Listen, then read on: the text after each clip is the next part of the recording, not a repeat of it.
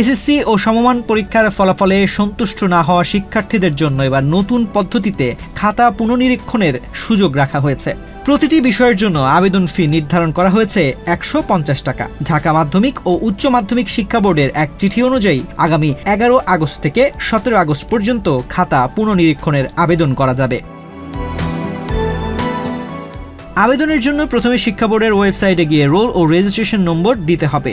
এরপর তালিকা থেকে নিজের বোর্ড নির্বাচন করে সাবমিট করতে হবে। পরে একটি মোবাইল নম্বর দিতে হবে। পুনর্নিরীক্ষণের ফল প্রকাশের পর ওই নম্বরে SMS এর মাধ্যমে ফল জানানো হবে। বসুন্ধরা ডায়াপেন্ট এখন আরো উন্নত।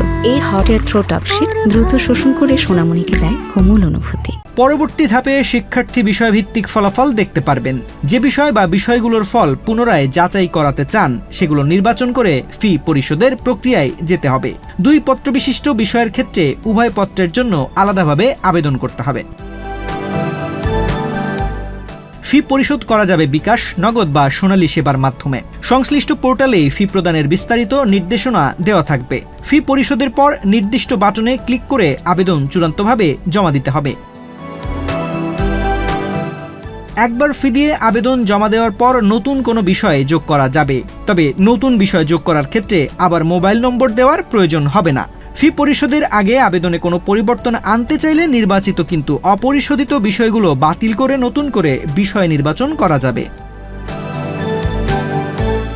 তবে একবার ফি জমা দেওয়া হলে সেই আবেদন আর বাতিল করার সুযোগ থাকবে না। কোনো পরিস্থিতিতেই পরিশোধ করা ফি ফেরত দেওয়া হবে না। এছাড়া কোনো ম্যানুয়াল আবেদন গ্রহণ করা হবে না। পুরো পুনর্নিরীক্ষণ প্রক্রিয়া অনলাইনের মাধ্যমেই সম্পন্ন করতে হবে।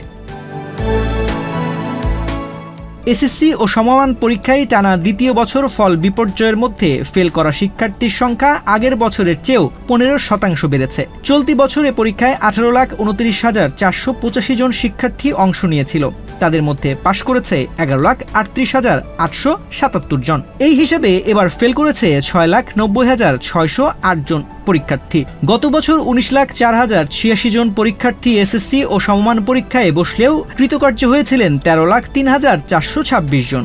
অকৃতকার্য হওয়া শিক্ষার্থীর সংখ্যা ছিল 6,06,060 জন।